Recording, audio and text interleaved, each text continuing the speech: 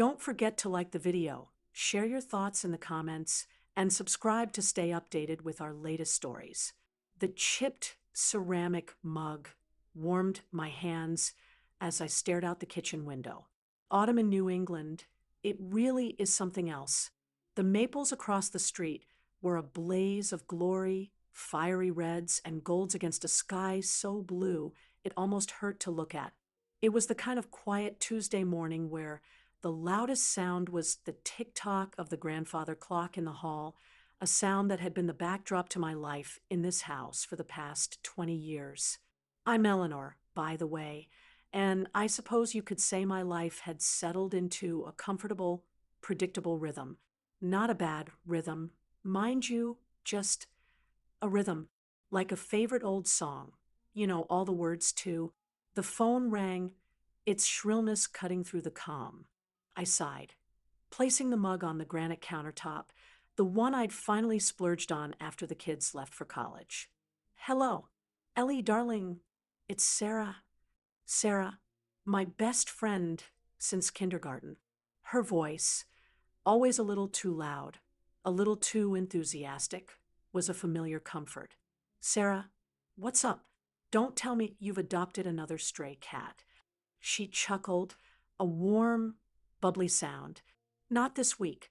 Listen, I have a huge favor to ask. Huge. And you're the only person I can think of. I leaned against the counter. Okay, I'm listening. As long as it doesn't involve bailing someone out of jail or hiding a body. Nothing so dramatic, I promise. It's about Michael. Michael, Sarah's younger brother. I hadn't seen him in, goodness, it must have been close to 10 years. He was a bit of a wanderer, a photographer, always chasing the perfect shot in some remote corner of the world. Last I heard, he was somewhere in South America. He was a good 10 years younger than Sarah and me, putting him squarely in his late 40s now. I remembered him as a lanky, quiet kid who always seemed to be observing rather than participating. Michael, I echoed, surprised. What about him? Well, he's back in the States for a bit. He was supposed to be staying with our cousin Martha in Boston while he sorts out some exhibition details, but Martha's place just had a major pipe burst, flooded the whole guest room. He literally just called me in a panic. Oh no, is he all right? He's fine, just homeless practically. He needs a place to crash for a couple of weeks, maybe 3, tops. And Ellie, your place immediately sprang to mind. You've got that lovely spare room since Mark Jr. moved out, and it's quiet, peaceful, exactly what he needs to focus. He's got a lot on his plate. I hesitated. My spare room, yes, it was lovely. It was also my sanctuary, my painting studio, the one place in the house that was entirely mine, filled with canvases and the scent of turpentine and linseed oil.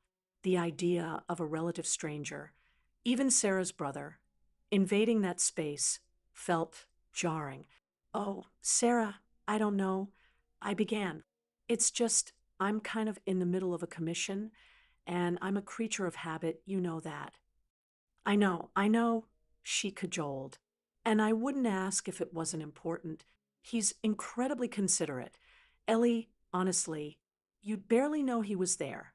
He's not the wild kid he used to be, if that's what you're picturing. He's Michael, quiet, keeps to himself mostly. I pictured him, a gangly teenager with a camera perpetually hanging from his neck. It was hard to imagine him as a grown man. A couple of weeks, you said? 3 at the absolute most. He just needs a calm port in the storm. Please, Ellie, I'd owe you big time. The thing about Sarah is, she rarely asked for big favors. And when she did, it was usually for a good reason. I thought about my quiet house, the empty rooms. Maybe a little disruption wouldn't be the worst thing. And he was Sarah's brother. After all, family almost. All right, I said, sighing dramatically, though a small, unexpected part of me felt a flicker of not excitement exactly, but something other than the usual Tuesday morning calm. He can stay, but if he touches my sable brushes, he's out on his ear. Sarah squealed with delight. Oh, Ellie, you're a lifesaver. Thank you. Thank you. He'll be so relieved. He's driving up from Boston this afternoon. Should be there around 5-ish. This afternoon, I glanced around my kitchen, suddenly seeing it through a stranger's eyes. The lingering scent of my toast, the slightly haphazard stack of mail on the table. Wow, okay. Short notice. I know, I'm sorry. It's all a bit last minute. He'll call you when he's close. And don't worry, he's perfectly capable of ordering takeout. You don't have to fuss over him. I won't, I said, though a part of me was already mentally checking the contents of my refrigerator. Old habits. We chatted for a few more minutes, Sarah filling me in on her latest gardening triumphs. Before hanging up, I stood there in the silence, the grandfather clock ticking away. This afternoon, my quiet, predictable rhythm was about to get a new beat. I wasn't sure how I felt about that. A little apprehensive, certainly, but also curious. What would Michael be like after all these years? The quiet observer, all grown up. I walked into the spare room. It was filled with afternoon light, dust motes dancing in the sunbeams. My easel stood in the corner, a half-finished landscape of the Maine coast on it. I'd have to move some things around, make space. It felt strange, preparing this very personal room for someone I barely knew. I hoped Sarah was right, and he'd be the quiet, considerate type. The hours passed in a blur of tidying and mild anxiety. I changed the sheets on the guest bed, aired out the room, and even bought some decent coffee, remembering Sarah mentioning Michael was a bit of a coffee snob. Around 4:30, my phone buzzed. An unknown number. Hello. Hi, is this Eleanor? A man's voice, deeper than I expected, with a slight, gravelly edge. Pleasant. It is Michael? Yes, hi. Sarah gave me your number. I'm about 20 minutes out. Just wanted to let you know. And to say thanks again for this. You're really helping me out of a bind. It's no problem at all, I said, trying to sound breezy. Drive safe. See you soon. 20 minutes. I took a deep breath. My heart was doing a funny little flutter. Nerves, I told myself. Just nerves about having a house guest. I was standing by the living room window, pretending to read a book, when a battered-looking dark green Jeep pulled into my driveway. It had the look of a vehicle that had seen more than its fair share of rough roads. The driver's door opened, and a man unfolded himself from the seat. He was taller than I remembered, or maybe I was just shorter. Lean, dressed in dark jeans and a faded denim shirt, with a worn leather satchel slung across his chest. His hair was darker too, more brown than the sandy blonde of his youth, and shorter, though it still had a slightly untamed look about it. He paused for a moment, looking at the house, his expression unreadable from this distance. Then he moved to the back of the Jeep and started pulling out a couple of duffel bags and a large, heavy-duty camera case. I opened the front door as he approached the porch steps. Michael? He looked up, and for a second, I saw the boy I remembered in his eyes, that same thoughtful, observant gaze. But then he smiled, a slow, slightly tired smile that crinkled the corners of his eyes, and the boy vanished, replaced by a handsome man, in a rugged, unassuming kind of way. There were lines on his face that hadn't been there before, lines that spoke of sun and wind and experiences I could only imagine. Eleanor. His voice was even better in person. It's been a long time. It certainly has, I said, trying to keep my own voice steady. Welcome. Come on in. He stepped inside, bringing with him a faint scent of something outdoorsy, like pine needles and distant campfires. It was a strange scent to have in my meticulously clean hallway. He looked around, his gaze lingering on the photographs on the wall, the worn runner on the polished wood floor.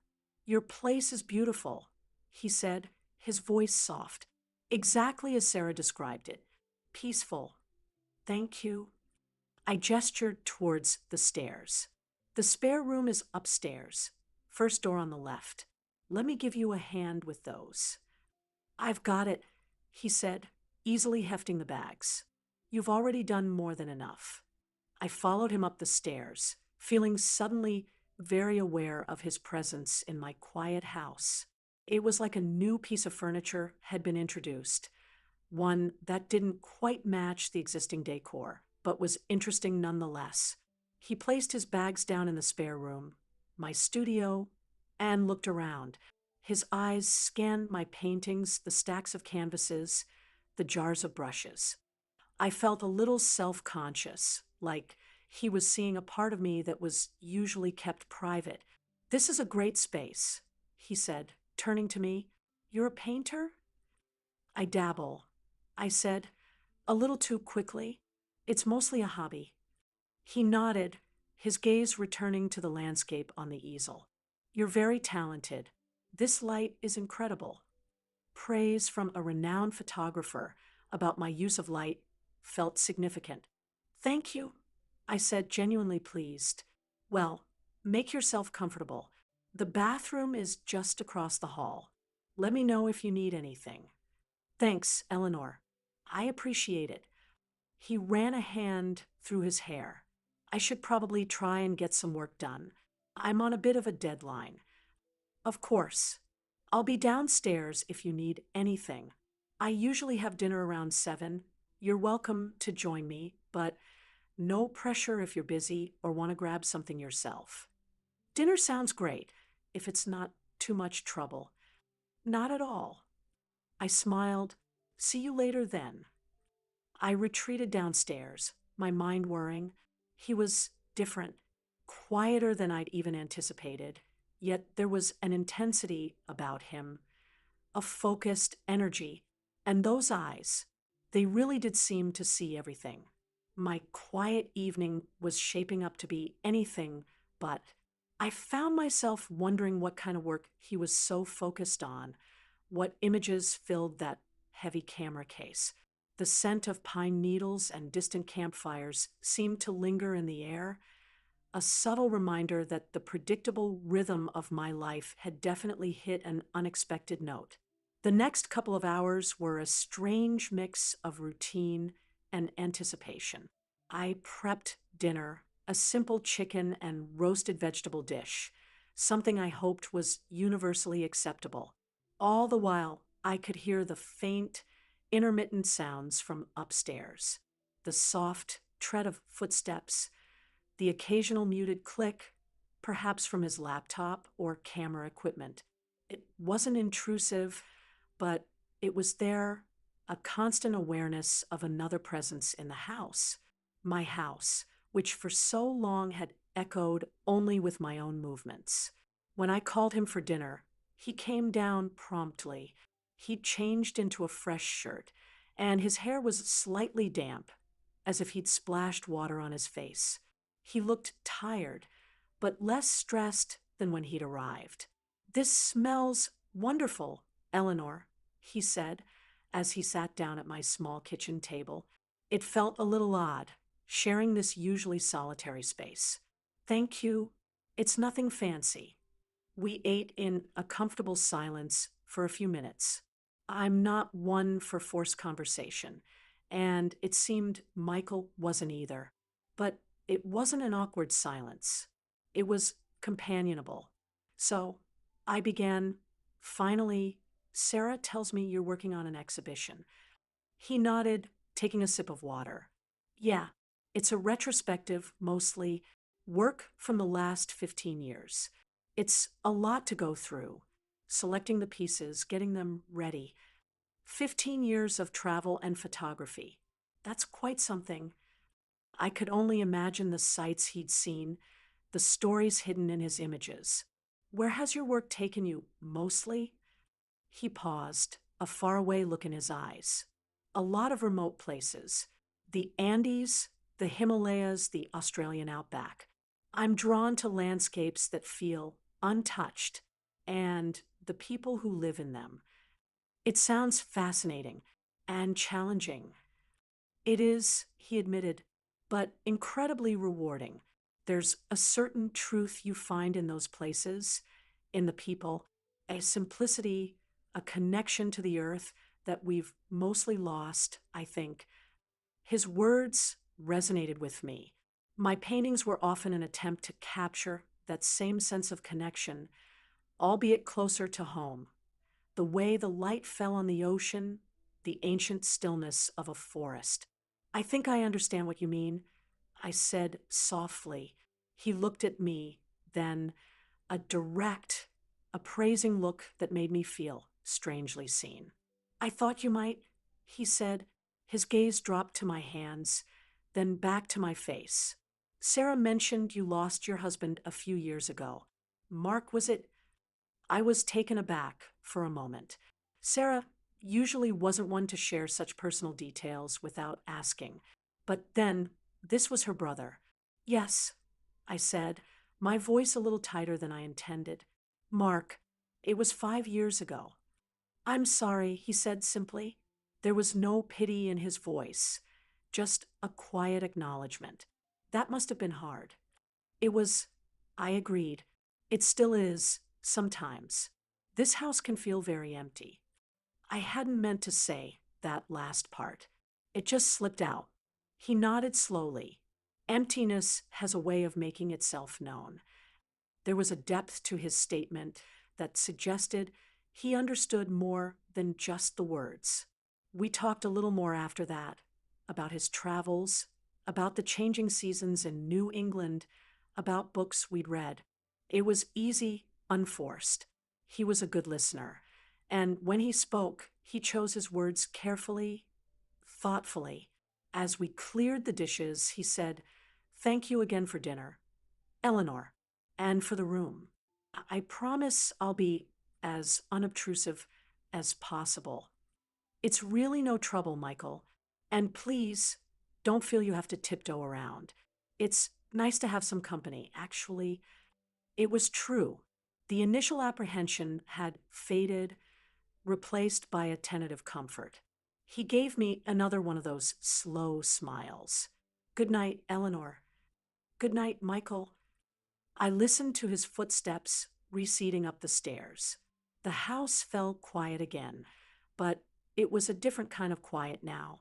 Not empty, but filled with a subtle hum of potential, of a new presence. I found myself looking forward to the next few weeks, a feeling that surprised me with its intensity. The man upstairs was a mystery, in a way, but not an unwelcome one. My best friend's brother. Who knew he'd bring such an unexpected shift to my well-ordered world just by needing a place to stay? The scent of pine needles and distant campfires seemed stronger now, weaving itself into the familiar aroma of my home. The following days settled into a new kind of rhythm. Michael was true to his word. He was incredibly considerate. Most of the day, he'd be in his room, my studio, presumably working. I'd hear the occasional soft sounds, the click of a keyboard, sometimes a low murmur if he was on a call. He'd emerge for coffee in the mornings, and we'd exchange a few pleasantries. He made his own breakfast, usually just toast and fruit, and insisted on cleaning up after himself meticulously. Evenings were when we interacted most. He'd often join me for dinner, and our conversations started to deepen, moving beyond polite small talk. He asked about my painting, and I found myself, rather shyly at first, showing him some of my completed pieces. He had an incredible eye, as I'd expected. He wouldn't just offer generic praise. He'd point out specific details, the way I'd captured a shadow, or the emotion in a particular brushstroke. It was insightful, and incredibly validating. You have a real gift, Eleanor, he said one evening, looking at a small watercolor of a winter barn I was particularly fond of. There's a quiet strength in your work, a sense of place. Thank you, Michael. That means a lot coming from you. He told me more about his own work, too, about the challenges of capturing the essence of a place or a person in a single frame. He spoke of long, patient hours waiting for the right light, the right moment. He described the stark beauty of a desert dawn, the overwhelming power of a storm at sea, the resilience in the eyes of people who had very little in material terms but possessed a wealth of spirit. His stories were captivating, painting vivid pictures in my mind. I realized he wasn't just a photographer, he was a storyteller, using images instead of words. Sometimes after dinner, if he wasn't too tired or facing a pressing deadline, we'd sit in the living room.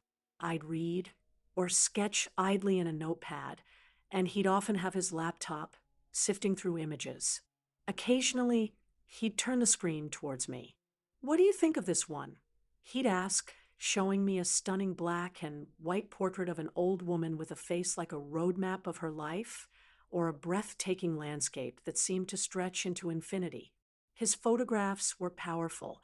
They weren't just pretty pictures. They had a soul. They made you feel something, and sharing them with me, asking for my opinion, felt intimate. It was a glimpse into his world, his passion. I learned that he was a private man, not in a secretive way, but in a way that valued solitude and introspection. He didn't talk much about his personal life, his past relationships. I respected that. I wasn't prying, but I sensed a certain loneliness in him, a melancholy that mirrored my own at times. Perhaps it was the nature of his work, always observing, always on the move. Or perhaps it was something deeper. One afternoon, about a week into his stay, I was struggling with a particular section of the Maine Coast Commission. The way the waves crashed against the rocks, the spray, the sheer untamed energy of it. I couldn't quite get it right. I must have sighed audibly because a little while later, there was a soft knock on my open studio door. He was working in his room, but the door to my actual painting space was ajar. Michael stood there, a hesitant look on his face. "Sorry to interrupt. Everything all right?" "Oh, hi, Michael." "Yes, well, no, not really." I gestured vaguely at the canvas. "This wave is defeating me. It looks more like a fluffy cloud than a ton of raging water." He came further into the room, standing beside me, looking at the painting. He was quiet for a long moment, his brow furrowed in concentration. I could feel the warmth of his arm close to mine, smell that faint outdoorsy scent again. It was distracting, but not unpleasantly so. "May I?" he asked, gesturing towards the canvas. "Please," I said. "Any suggestions are welcome." He didn't offer verbal advice. Instead, he picked up a spare piece of charcoal from my tray. On a scrap piece of paper, with a few swift, economical lines, he sketched the curve of a wave, the explosive energy of its crest, the heavy downward pull of the water. It was remarkable. In less than a minute, he'd captured the very essence of what I'd been struggling with for days. "It's about the energy," he said, his voice low, "where it comes from, where it's going, the tension before it breaks." I stared at his sketch, then back at my canvas. Suddenly, I saw it. It wasn't just about the shape, but the force behind it. "Wow," I breathed. "That's incredibly helpful." He put the charcoal down. Sometimes a different perspective helps. He looked at me, a small smile playing on his lips. "You were close. All the elements are there." That small moment, standing side by side, sharing that creative problem, felt significant. It was a different kind of connection than our evening talks. It was a meeting of artistic minds, a shared understanding that went beyond words. As he was about to leave the studio, he paused at the door. You know, Eleanor, he said, his back still mostly to me. You said you just dabble. You shouldn't sell yourself short.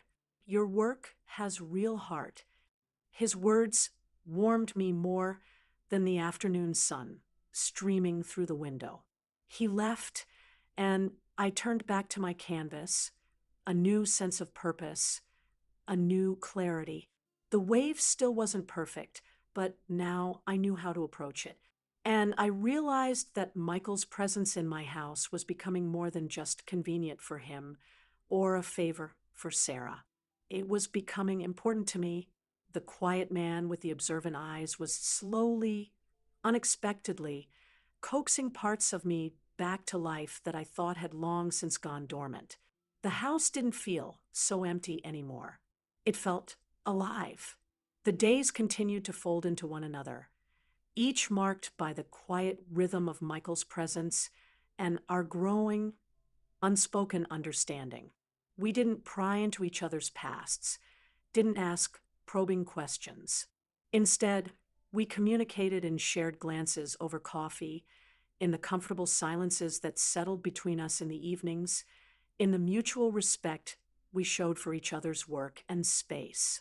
It was a delicate dance, this unexpected friendship, and I found myself cherishing its subtlety. One Saturday, the weather turned crisp and golden, a perfect autumn day. I'd planned to rake leaves, a task I usually found meditative. Michael emerged from his room mid-morning, looking a little restless. I need to stretch my legs, he announced, running a hand through his already tousled hair. Too much screen time. You heading out? Just into the garden to tackle the leaves, I said, gesturing with the rake I was holding. Mind if I give you a hand? He asked, surprisingly. I could use the fresh air. And besides, he added, a twinkle in his eye, I owe you for about 1,000 cups of coffee by now. I laughed. I wouldn't say no to some help. It's a bigger job than it looks. So, we spent the next few hours in the garden together. Michael, it turned out, was a surprisingly efficient leaf raker. We worked in comfortable tandem, the scrape of our rakes a rhythmic counterpoint to the rustle of the leaves. We didn't talk much, but the shared activity created its own kind of communication. I found myself watching him sometimes, the easy way he moved, the focused expression on his face even when engaged in a simple task. He seemed different outdoors, more relaxed, as if the open sky and fresh air were his natural elements. When we were finally done, two enormous piles of leaves standing like golden monuments on the lawn, we collapsed onto the porch steps, tired but satisfied. Thanks, Michael, I said, pushing a stray strand of hair from my forehead. I haven't gotten that done so quickly in years. My pleasure. He leaned back against the porch railing, looking out at the blaze of autumn color in the yard. It's beautiful here. You've made a real sanctuary. It's taken time, I admitted. This garden has seen me through a lot. I paused, then found myself saying, Mark loved this garden.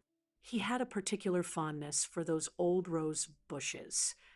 I pointed to the gnarled, thorny bushes against the fence, still stubbornly holding onto a few late blooms. It was the most I'd volunteered about Mark in Michael's presence. He didn't say anything for a moment, just looked at the roses. Then, quietly, it's good to have things that hold memories. Keeps them close. His understanding was so gentle, so lacking in artifice, that it made it easy to share these small pieces of my past. With him, I didn't feel the need for the carefully constructed cheerfulness I often presented to the world. Later that evening, after a simple supper of soup and crusty bread, we were in the living room. I was sketching, and Michael was looking through a book of Ansel Adams photographs he'd found on my shelf. He was a master of light, Michael murmured, more to himself than to me. He was, I agreed. There's such a spiritual quality to his landscapes. Michael closed the book and looked at me. Eleanor, he began, his tone a little more serious than usual. My exhibition, the opening is in Boston in just under 2 weeks. I was wondering if you're not busy, if you consider coming. I looked up, surprised. To your opening? Oh, Michael, I don't know. I'd like you to be there, he said, his gaze direct and unwavering. Your perspective, it's become important to me. And, he added, a hint of a smile, you can tell me honestly if my head's gotten too big. I felt a warmth spread through me. It was a genuine invitation, a desire for my presence, not just polite obligation. The thought of going to Boston, of seeing his work displayed, of being part of that significant moment for him, it was unexpectedly appealing. I'd like that very much, Michael, I said softly. I'd be honored. His smile widened, reaching his eyes. Good. It's a date, then. Well, not a date, he amended quickly, a slight flush rising on his cheekbones. An event. You know what I mean. I smiled back. I know what you mean. But in that moment, something shifted. The word date, however quickly retracted, hung in the air for a beat too long. It highlighted a line we hadn't consciously acknowledged, but had both been careful not to cross. The line between a comfortable, respectful cohabitation and something else, something more. The subtle tension that had always been a quiet undercurrent in our interactions suddenly felt a little less subtle, a little more charged. He cleared his throat and looked back at the Ansel Adams book, though I doubted he was seeing the pictures. I returned to my sketchbook, but my hand wasn't quite steady. The air in the cozy living room felt thick with unspoken thoughts, with the dawning awareness of a connection that was deepening in ways neither of us had anticipated. My best friend's brother, the favor that was turning into so much more. I wondered if Sarah had any idea. Probably not. This was something quiet, something just between Michael and me, unfolding in the golden autumn light of my once empty house.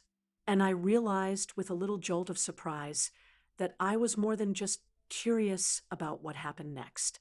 I was hopeful. The week leading up to Michael's exhibition passed with a new layer of awareness between us. It wasn't awkward, not exactly, but there was a heightened sense of each other's presence, a subtle electricity that hadn't been there before. Conversations were still easy, but sometimes our eyes would meet for a moment longer than necessary, or a casual touch, passing a coffee cup, brushing past each other in the hallway, would send a little jolt through me. I found myself paying more attention to my appearance, choosing my clothes with a bit more care, even putting on a touch of lipstick some mornings.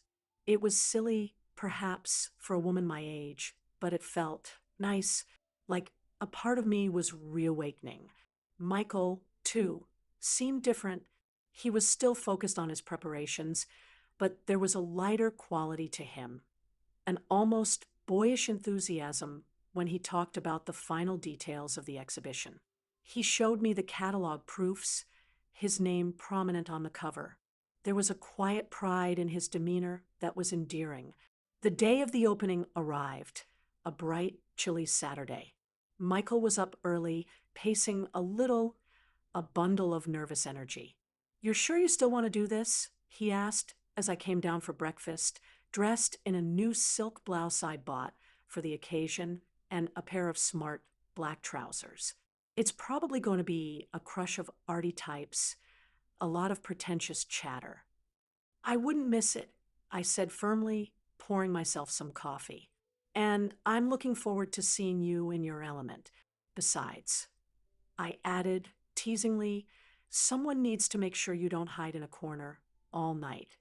He managed a smile. You know me too well. We drove to Boston in his Jeep. The conversation was sporadic, a mixture of his nervous anticipation and my attempts to keep him calm. He'd opted for a dark gray suit, no tie, which made him look distinguished and even more handsome than usual. I felt a little flutter of something warm and proprietary as I imagined walking into the gallery with him. The gallery was in a chic, renovated warehouse district, all exposed brick and polished concrete floors. Even before we went in, I could see through the large windows that it was already crowded. Music and a buzz of conversation spilled out onto the street. Michael took a deep breath as he switched off the ignition. Well, here goes nothing. Here goes everything, I corrected gently. This is your moment, Michael. Enjoy it. He looked at me, then his eyes searching mine. Thanks for being here, Eleanor. It means more than you know. He reached across the small space between our seats, and for a moment, I thought he was going to take my hand. Instead, his fingers brushed lightly against my arm. A fleeting touch, but it sent a shiver down my spine. Come on, he said, his voice a little husky. Let's face the music. Walking into the gallery was like stepping into another world. The stark white walls were adorned with Michael's photographs, beautifully lit and impressively displayed. They were even more powerful in person, large-scale prints that drew you into their depths.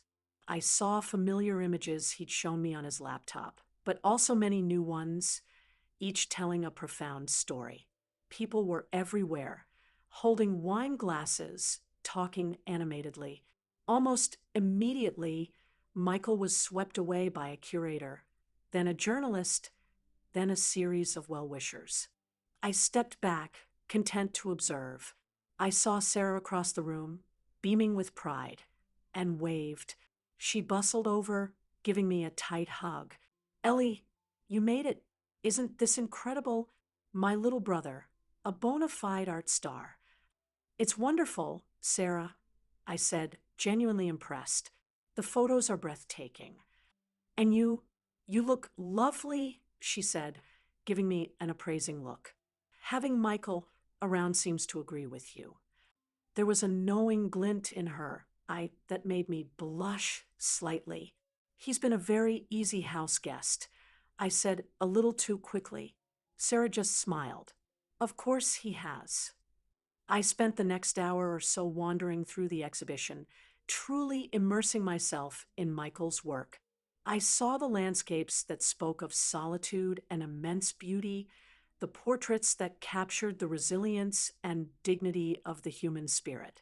Each photograph was a window into his soul, into the way he saw the world, and I felt an overwhelming sense underscore of connection to him, understanding him more deeply through his art than I ever could through words alone. I found myself standing for a long time in front of a particular photograph. It was a quiet image, not as dramatic as some of the others. It was a shot of an old weathered wooden door set in a crumbling stone wall, somewhere in what looked like a Mediterranean village. A single red geranium bloomed in a pot beside it. There was something about the play of light and shadow, the textures, the sense of history and untold stories within that doorway that captivated me. It spoke of home, of passage, of beauty found in unexpected places. That one's a bit different from the others, isn't it? Michael's voice, close behind me, made me jump slightly. He had managed to extricate himself from the crowds. It's my favorite, I said, turning to him. It's hopeful and incredibly beautiful. He looked at the photograph, then at me. His expression was soft, his eyes holding a warmth that seemed reserved just for me. I took that in a small village in Crete. I was there for weeks trying to capture the spirit of the place, and I kept coming back to this doorway. It felt like an invitation. He paused, then said, his voice lower, kind of like showing up on your doorstep a few weeks ago. My breath caught in my throat. The noise of the gallery, the chatter, the music all seemed to fade away. There was just Michael, his intense gaze, and the unspoken emotion hanging between us. It was an unexpected invitation. I managed, my voice barely a whisper. The best ones often are, he said. He took a step closer. The space between us felt charged, alive. I could smell the faint, clean scent of his cologne, mixed with something that was just Michael, that outdoorsy, campfire essence I'd come to associate with him. Eleanor, he began, and I just knew that this was a pivotal moment. The culmination of all those quiet evenings, shared coffees, unspoken understandings. He reached out, and this time his fingers didn't just brush my arm. They found my hand, his thumb gently stroking my knuckles. It was a simple touch, yet it felt profound, electric. I know this is sudden, maybe, he said, his eyes searching mine, and I know I'm just your best friend's brother who needed a place to crash. But these past few weeks, being with you, talking with you, he struggled for words. It's been a revelation, Eleanor. My heart was hammering against my ribs. I couldn't speak, could only look at him, hoping my eyes conveyed what I was feeling. I haven't felt this connected to someone in a very long time, he continued, his voice earnest and low, meant only for me. Maybe ever. I know my life is complicated, always on the move, and yours is settled here. But he took another deep breath. When this exhibition is launched, when things calm down a bit, I was wondering if you'd be open to exploring this, whatever this is between us.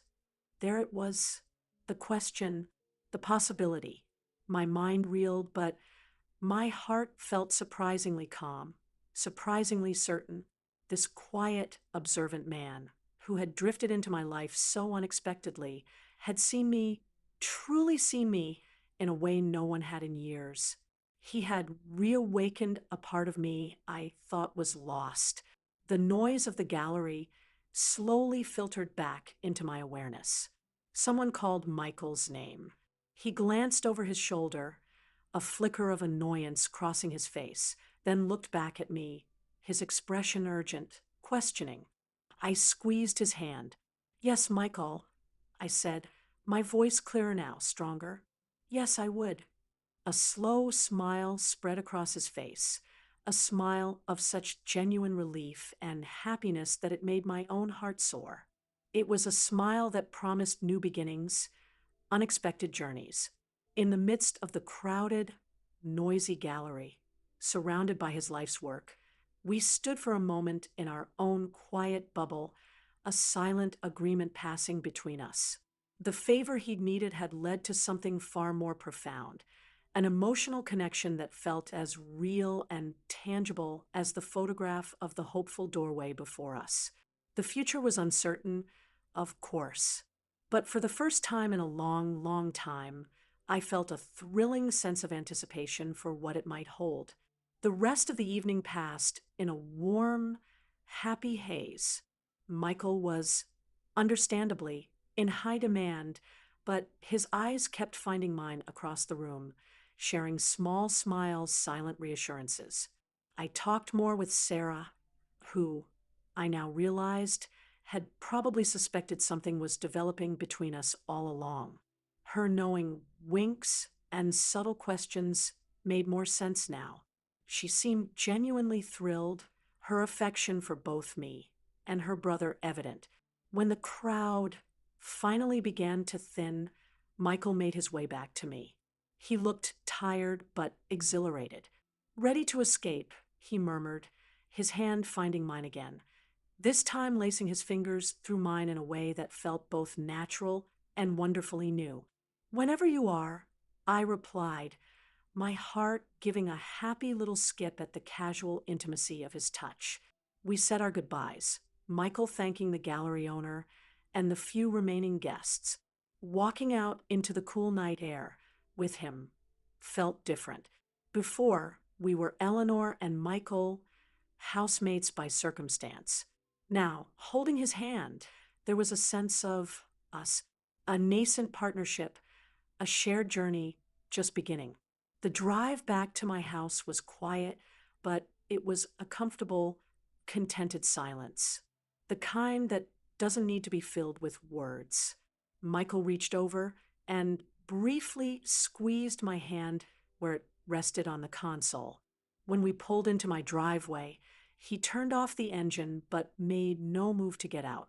The dashboard lights cast a soft glow on his face, highlighting the tired lines around his eyes, but also the gentle curve of his mouth. "Thank you again for tonight, Eleanor," he said softly, "for everything. It was my pleasure, Michael. Your work is incredible. You should be very proud."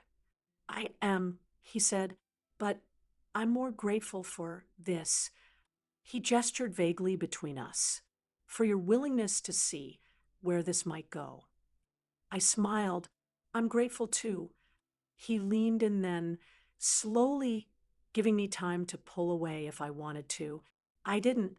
My gaze dropped to his lips for a fleeting second before returning to his eyes. His hand came up to cup my cheek, his thumb stroking softly. And then he kissed me. It wasn't a dramatic, movie-style kiss. It was gentle, tender, a soft exploration. It tasted of wine and hope and the promise of something new. It was a kiss that spoke of respect, of a deep emotional connection that had been quietly building for weeks. When he pulled back slightly, his forehead rested against mine for a moment. "Wow," he breathed, a small, shaky laugh escaping him. "Wow," I echoed, feeling a warmth spread through me that had nothing to do with the car heater. We stayed like that for a few moments, just breathing each other in, the quiet intimacy of the shared kiss settling around us. There were no grand declarations, no passionate outpourings. There didn't need to be. What we had found was something quieter, deeper, more attuned to the rhythm of our lives as they were now, not as they might have been decades ago. "I should probably let you get some rest," he said eventually, though he made no move to release me. "Probably." I agreed, though I was reluctant for the moment to end. He walked me to the door, his hand lightly on the small of my back. At the threshold, under the soft glow of the porch light, he paused. "My flight to organize the next leg of the exhibition tour isn't for another week," he said. "I was thinking maybe we could spend some of that time together, not just as housemates." "I'd like that very much," I said, my voice full of a warmth I hadn't felt in years. "We could visit that old bookstore you mentioned in Portsmouth, or finally take that walk along the cliffs I keep talking about." His eyes lit up. "Perfect." He leaned down and kissed me again, a little more firmly this time. A sweet affirmation. "Good night, Eleanor." "Good night, Michael." I watched him walk back to his Jeep, then listened as the engine started, and he drove away. He was staying in a hotel in Boston for a couple of nights to handle post-opening matters before returning to my place for his final week. I stepped inside, my house feeling both empty and full at the same time. Empty of his immediate presence, but full of the lingering warmth of his touch, his kiss, the incredible promise of what lay ahead. I touched my fingers to my lips, a smile playing on them. My best friend's brother. Who could have ever predicted that a simple favor would lead to this? Life, I mused, certainly had a way of surprising you, often when you least expected it. The next week was like a dream. Michael returned, and we fell into an easy pattern of companionship that was now tinged with a subtle romance. We took that walk along the cliffs, the wind whipping our hair, the vast expanse of the ocean before us mirroring the possibilities that seemed to stretch out ahead. We explored the old bookstore, discovering shared loves for certain authors, laughing as we read terrible poetry aloud to each other. We cooked together, Simple meals that tasted like feasts because of the shared joy in their preparation. There were more kisses, tender and exploratory, deepening in their intensity, but always respectful, always acknowledging the newness of it all. We talked for hours, sharing stories of our pasts, our hopes for the future. I learned about the loneliness that sometimes accompanied his nomadic life, the yearning for a place to truly call home. He learned about the quiet grief I still carried for Mark, but also about the resilience I'd found, the life I'd rebuilt. There was no pressure, no expectation of a whirlwind romance. We were two people in midlife with histories and experiences, finding an unexpected connection that felt both precious and profound. It was about companionship as much as passion, about mutual respect and understanding. The day he was due to leave for his next exhibition commitment in Chicago arrived all too soon. There was a bittersweet quality to our goodbye at the airport. "This isn't a goodbye, though," he said, holding both my hands, his gaze earnest. "It's just a see you later. A very soon see you later." "I know," I said, my throat tight with emotion. "Chicago isn't that far. And after Chicago, there's Santa Fe. Maybe you could come out there. We could explore the desert together." The invitation hung in the air, bright with promise. "I'd love that, Michael." He kissed me then, a long, lingering kiss that spoke of promises and future adventures. "I'll call you tonight," he said against my lips. "I'll be waiting." I watched him walk towards his gate, that familiar leather satchel slung across his chest. But this time, he wasn't just Sarah's brother, the quiet photographer. He was Michael, the man who had walked into my life and reminded me that unexpected connections can be the most beautiful, that personal discovery can happen at any age, and that emotional intimacy built on respect and shared vulnerability is a gift to be treasured. Walking back to my car, I felt a sense of peace, of quiet joy. My house would be a little emptier again, but it wouldn't be the same kind of emptiness as before. Now, it would be filled with happy memories and the anticipation of his return, of new adventures together. The rhythm of my life had indeed changed, but it was a richer, more resonant melody now. And I found myself incredibly grateful for that unexpected favor and for everything that happened next. The autumn leaves were still brilliant, but now they seemed to hold a new layer of beauty, a reflection of the unexpected autumn romance that had bloomed in my own life. And I knew, with a certainty that warmed me from the inside out, that this was just the beginning of a new chapter.